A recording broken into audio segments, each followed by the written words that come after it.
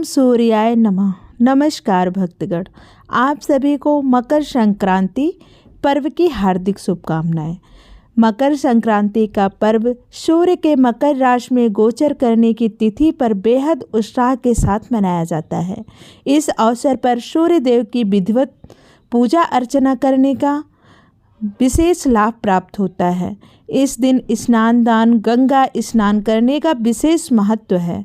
भगवान सूर्य देव की पूजा आराधना करने से कुंडली में सूर्य ग्रह मजबूत होता है। कहा जाता है कि कुंडली में सूर्य ग्रह को मजबूत होने से व्यक्ति के जीवन में सफलता हासिल होती है।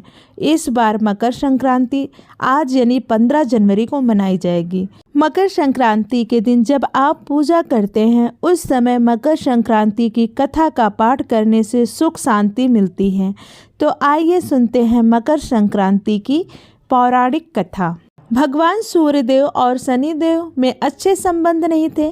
दरअसल इसका कारण था सूर्यदेव का शनि की माता छाया के प्रति उनका व्यवहार। दरअसल शनिदेव का रंग काला होने के कारण सूर्यदेव ने उनसे जन्म के दौरान कहा था कि ऐसा पुत्र मेरा नहीं हो सकता है। इसके बाद से सूर्यदेव ने शनिदेव और उनकी माता छाया को अलग कर दिया था। जिस घर में वह रह रहे थे उसका नाम कुंभ था। भगवान सूर्यदेव के ऐसे व्यवहार से क्रोधित होकर छाया ने उन्हें श्राप दे दिया था। माता छाया ने सूर्यदेव को कुष्ठ रोग होने का श्राप दिया था, जिससे क्रोधित होकर सूर्यदेव ने छाया और शनिदेव का घर जलाकर राख कर दिया। सूर्यदेव के पुत्र यम ने सूर्यदेव को श्राप से मुक्त किया था। साथ ही उनके सामने मांग रखी थी कि वह उनकी माता यानी छाया के साथ अपने व्यवहार में बदलाव लाएं। इसके बाद सूर्यदेव छाया और शनिदेव से मिलने के लिए उनके घर पहुंचे थे। जब सूर्यदेव वहां पहुंचे तो उन्होंने देखा कि वहां कुछ भी नहीं था, सब कुछ जलकर बर्बाद हो गया था। इसके बाद शनिदेव ने काले तिल से अपने पिता का स्वागत किया था। शनिदेव के ऐसे व्यवहार से प्रसन्न होकर सूर्यदेव ने उस दिन उन्हें नया घर दिया, जिसका नाम था मकर। इसके बाद से ही शनिदेव 2 राशियों कुंभ और मकर के स्वामी हो गए। शनिदेव के इस व्यवहार से प्रसन्न होकर सूर्यदेव ने उन्हें यह भी कहा कि जब भी वह मकर संक्रांति के मौके पर घर आएंगे तो उनका घर धन धान्य से भर जाएगा, उनके पास किसी भी वस्तु की कमी नहीं रहेगी। साथ ही यह भी कहा कि इस दिन जो लोग भी मकर संक्रांति के मौके पर मुझे काले तिल अर्पित करेंगे उनके जीवन में सुख समृद्धि आएगी। इसलिए मकर संक्रांति के मौके पर सूर्यदेव की पूजा में काले तिल का इस्तेमाल करने से व्यक्ति के घर में धन धान्य की कोई कमी नहीं रहती।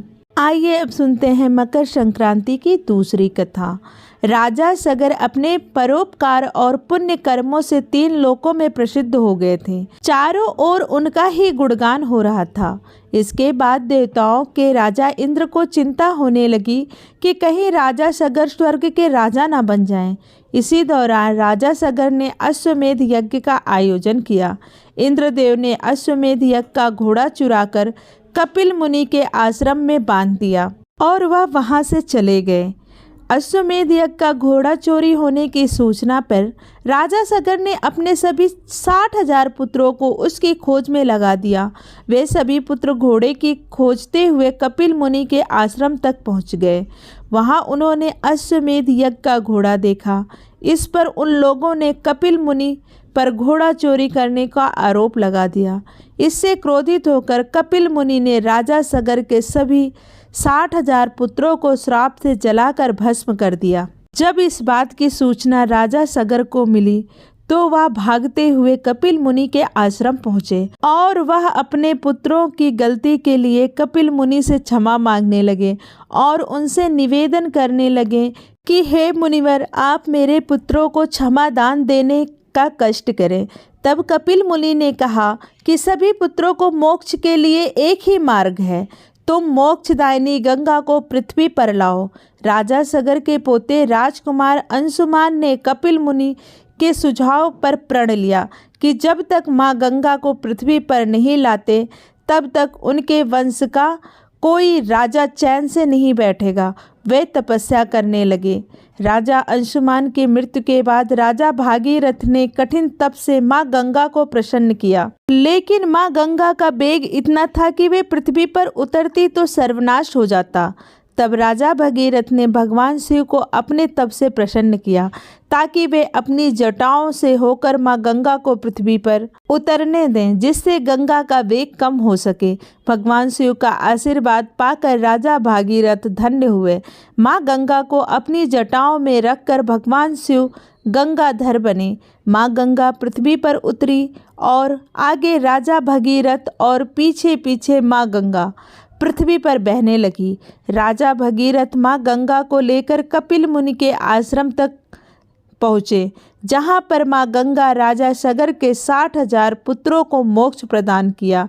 जिस दिन माँ गंगा ने राजा सगर के 60,000 पुत्रों को मोक्ष दिया, उस दिन मकर संक्रांति थी। वहाँ से माँ गंगा आगे जाकर सागर में मिल गई।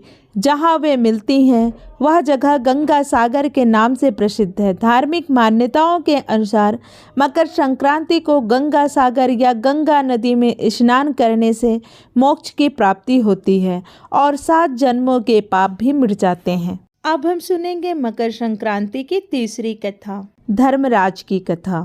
एक बुढ़िया माई थी। वह व्रत नियम बहुत रखती थी। एक दिन भगवान के घर से यमदूत लेने आए।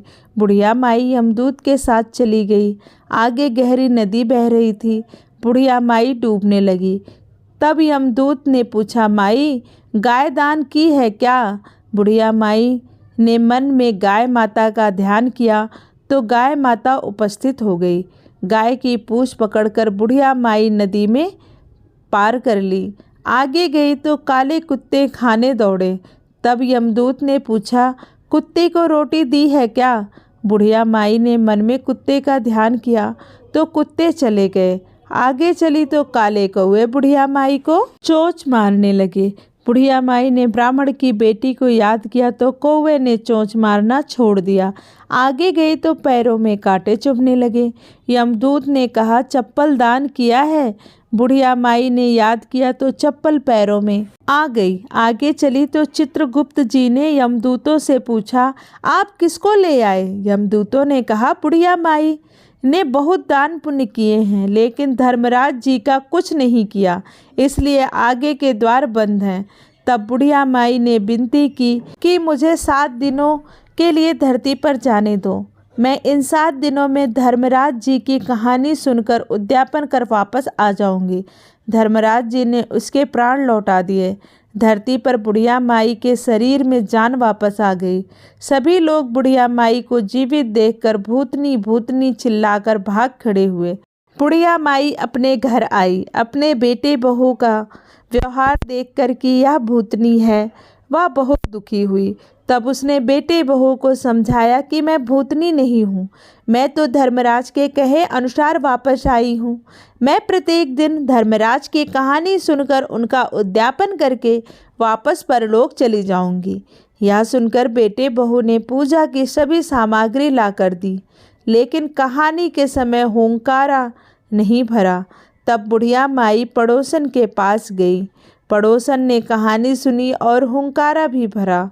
बुढ़िया माई ने 7 दिनों के पश्चात उद्यापन कर दान किया।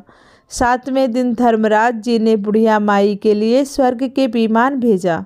विमान देखकर सभी गांव वालों ने स्वर्ग जाने के लिए कहा। तब बुढ़िया माई ने कहा, मेरी कहानी तो केवल पड़ोसन ने सुनी है।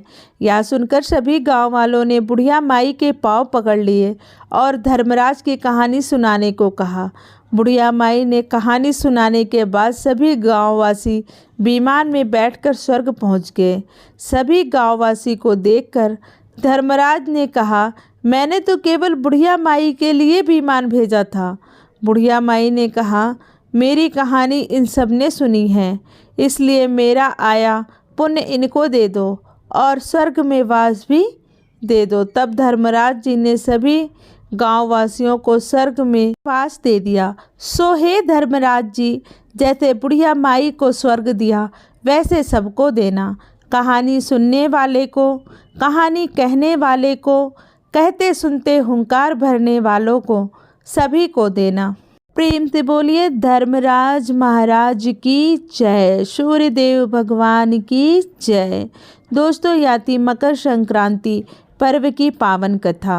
आपको कथा कैसी लगी हमें कमेंट करके बताएं और ऐसी ही धार्मिक कथा सुनने के लिए आप चैनल को ज़रूर सब्सक्राइब कर लें ताकि वीडियो सबसे पहले आप तक पहुंच सके। वीडियो अच्छी लगे तो लाइक करें, शेयर करें और चैनल को जल्दी से सब्सक्राइब कर लें। वीडियो के अंत तक बने रहने के लिए धन्यवाद। राधे राधे, जय माता दी।